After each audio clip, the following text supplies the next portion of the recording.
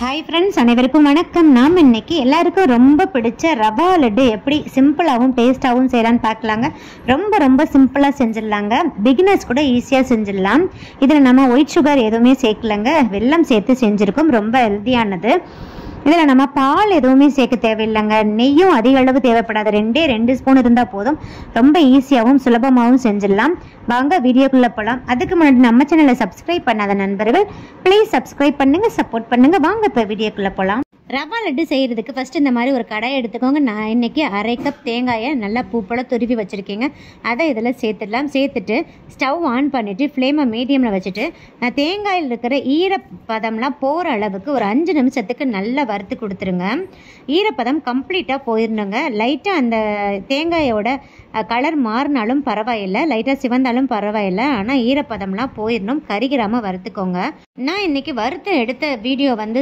எடிட்டிங்கில் miss ஆயிடுச்சுங்க so நீங்கள் நல்லா வறுத்து எடுத்து ஆற வச்சுக்கோங்க இப்போ நெக்ஸ்ட் இதே மாதிரி ஒரு பேன் எடுத்துக்கோங்க அதில் 2 டீஸ்பூன் நெய் சேர்த்துக்கோங்க அதுக்கு மேலே தேவையில்லைங்க இப்போ ஸ்டவ் ஆன் பண்ணிவிட்டு ஃப்ளேமை மீடியமில் வச்சுட்டு ஒரு 10 முந்திரி பருப்பு 10 பாதாம் நான் 2 உடைச்சி போட்டிருக்கிறதுனால 10ன்னு சொல்லியிருக்கேங்க நெக்ஸ்ட் பிஸ்தா பருப்பு ஒரு 5 பிஸ்தா பருப்பை நல்லா 2 தட்டிட்டு சேர்த்துருக்கேங்க பிஸ்தா வந்து ஆப்ஷனல் தான் இப்போ ஸ்டவ்வை மீடியம் ஃப்ளேமில் வச்சுட்டு இந்த நட்ஸ் எல்லாம் ஓரளவுக்கு பொன்னிறமாக சிவந்து வர அளவுக்கு வறுத்துக்கோங்க அப்போ தான் சாப்பிட்றச்சு நல்லா க்ரன்ச்சியாக இருக்கும் இப்போ அந்த நட்ஸ்லாம் ஓரளவுக்கு லைட்டாக சிவந்துருச்சுங்க இப்போ நான் ஒரு 15 உலர் திராட்சையை சேர்த்து விடுறேங்க உலர் திராட்சையை சேர்த்துட்டு இந்த உலர் திராட்சையெல்லாம் அளவில் பெருசாக வரவும் நம்ம இப்போ ஸ்டவ் ஆஃப் பண்ணிடலாங்க இந்த நெய்யை அப்படியே விட்டுட்டு இந்த நட்ஸை மட்டும் எடுத்து ஒரு பவுலில் ட்ரான்ஸ்ஃபர் பண்ணி அப்படியே வச்சு விட்டுருங்க இப்போ அதே கடாயில் நம்ம நெய் எதுவுமே சேர்க்க வேணாங்க அந்த நெய்யே போதும் நான் 1 கப் ரவை எடுத்திருக்கேங்க சன்னமான ரவை தான் எடுத்திருக்கேன் வறுத்த ரவையாக இருந்தாலும் வறுக்காத ரவையாக எது இருந்தாலும் பரவாயில்லைங்க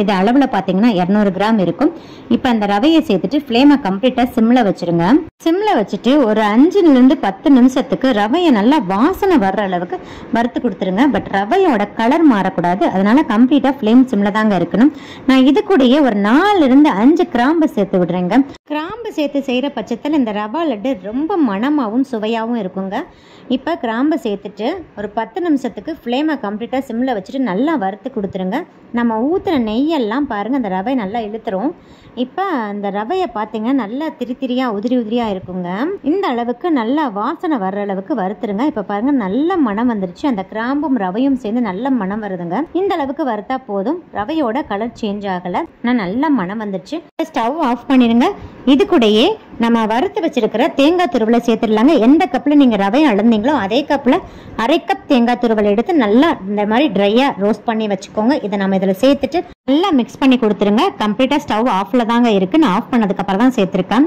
இப்போ இது கூடயே 1 டீஸ்பூன் ஏலக்காய் தூளையும் சேர்த்துட்டு நல்லா மிக்ஸ் பண்ணி கொடுத்துருங்க இப்போ நல்லா மிக்ஸ் பண்ணியாச்சு இதே மாதிரி ஒரு அகலமான தட்டில் இந்த ரவையை ட்ரான்ஸ்ஃபர் பண்ணிவிட்டு நல்லா ஒரு 1/2 hour ஆற வச்சுருங்க அதை ஆறட்டும் நெக்ஸ்ட் இந்த மாதிரி ஒரு பேன் எடுத்துக்கோங்க எந்த கப்பில் நீங்கள் ரவை அளந்தீங்களோ அதே கப்பில் 1 கப் வெள்ளத்தை நல்லா தட்டி சேர்த்துக்கோங்க அதே கப்பில் 1/4 கப் தண்ணி எந்த கப்பில் நீங்கள் ரவை அளந்தீங்களோ அதே கப்பில் 1 கப் வெல்லம் 1/4 கப் தண்ணி இதுதாங்க அளவு தண்ணியோட அளவு இன்க்ரீஸ் பண்ண வேண்டாம் இப்போ ஸ்டவ் ஆன் பண்ணிட்டு ஃப்ளேமை மீடியமில் வச்சுட்டு வெள்ளத்தை நல்லா கரைய விடுங்க பாருங்க வெள்ளம் நல்லா கரைஞ்சிருச்சு இப்போ பாருங்க ஸ்டவ் மீடியமில் இருக்கட்டும் இந்த மாதிரி நல்லா கொதிச்சு வரணுங்க இப்போ லைட்டாக பபிள்ஸ் வர ஆரம்பிச்சிருக்கு இந்த பபிள்ஸ் ஃபுல்லாக அந்த வெள்ளம் ஃபுல்லாக நல்லா நுரைச்சி வரணும் இப்போ பாருங்கள் அந்த வெள்ளம் எப்படி நல்லா நுரைச்சி வருது பாருங்கள் இந்த ஸ்டேஜில் நம்ம அந்த வெள்ளத்தண்ணி தொட்டு பார்த்தணும் நல்லா பிசுக்கு பதத்தில் இருக்கணுங்க இந்த மாதிரி பிசுக்கு பதத்திலே நம்ம ஸ்டவ் ஆஃப் பண்ணிடலாம் இதுக்கு மேலே நம்ம வெள்ளத்தண்ணியை கொதிக்க வைக்கக்கூடாதுங்க அதுக்கு மேலே பாகுபதம் போயிடுச்சுன்னா நம்ம ரவா லட்டில் இந்த வெள்ளத்தண்ணியை ஊற்றி மிக்ஸ் பண்ணி ஆற வைக்கிறச்ச ரவா லட்டு ரொம்ப இறுகி கல் மாதிரி ஆயிருங்க அதனால் அந்த பிசுக்கு பதத்திலே நம்ம எடுத்துடலாம்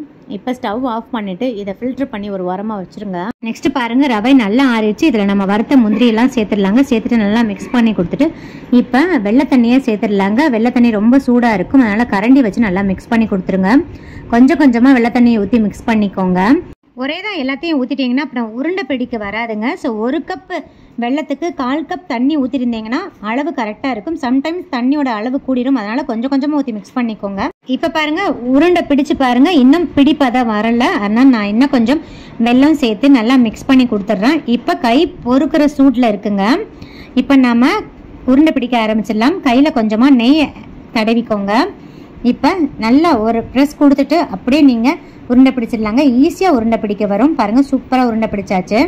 இதே மாதிரி எல்லா மாவுகளையும் உருண்டையாக பிடிச்சிடலாம். இந்த மாதிரி கையில் ரவை ஒட்டிருந்துச்சுன்னா கையை வந்து நல்லா இந்த மாதிரி தட்டி விட்டுட்டு நீங்கள் உருண்டை பிடிச்சிக்கலாங்க. சூப்பராக ஈஸியாக உருண்டை பிடிக்க வருங்க. இதே மாதிரி எல்லா மாவுகளையும் பிடிச்சு நான் வச்சுட்டேங்க. இப்போ பாருங்கள், ஃபைனலாக நம்மளோட ரவா லட்டு ரெடி ஆயிடுச்சுங்க. நான் உடச்சி காமிக்கிறேன் பாருங்கள். நம்ம ஆற நல்லா எரிக்கிறோங்க. இப்போ கொஞ்சம் கொலகொலன்னு இருக்கிற மாதிரியே இருக்கும். ஆற நல்லா எரிக்கிறோம், ஆனால் ரொம்ப இருக்காது, நல்லா சாஃப்டாகவே இருக்கும்.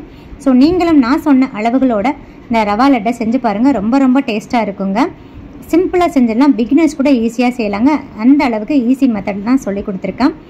ஸோ இதை வந்து ஒரு ஏர்டைட் கண்டெய்னரில் க்ளோஸ் பண்ணி நீங்கள் ஃப்ரிட்ஜில் வச்சுக்கிட்டிங்கன்னா 20லேருந்து 30 நாள் வரைக்கும் வச்சு சாப்பிட்லாங்க. நீங்கள் அந்த தேங்காய் துருவலை மட்டும் நல்லா ட்ரையாக ரோஸ்ட் பண்ணிட்டீங்கன்னா சீக்கிரமே கெட்டு போகாது. தேங்காய் துருவல் இல்லாமல் கூட செய்யலாங்க, உங்கள் விருப்பம்தான். நான் இன்னைக்கு 200 கிராம் ரவை எடுத்திருக்கேங்க. 200 கிராம் ரவைக்கு இந்த சைஸில் ஒரு 10 ரவா லட்டு கிடச்சிருக்குங்க. நீங்கள் உருட்டுற சைஸை பொறுத்து அளவுகள் மாறுபடலாம். ஸோ இந்த வீடியோ உங்களுக்கு மிகவும் பயனுள்ளதாக இருக்கும்னு நினைக்கிறேங்க. இந்த வீடியோ பிடிச்சிருந்தா லைக், ஷேர், கமெண்ட் பண்ணுங்க. மறக்காம சப்ஸ்கிரைப் பண்ணுங்க.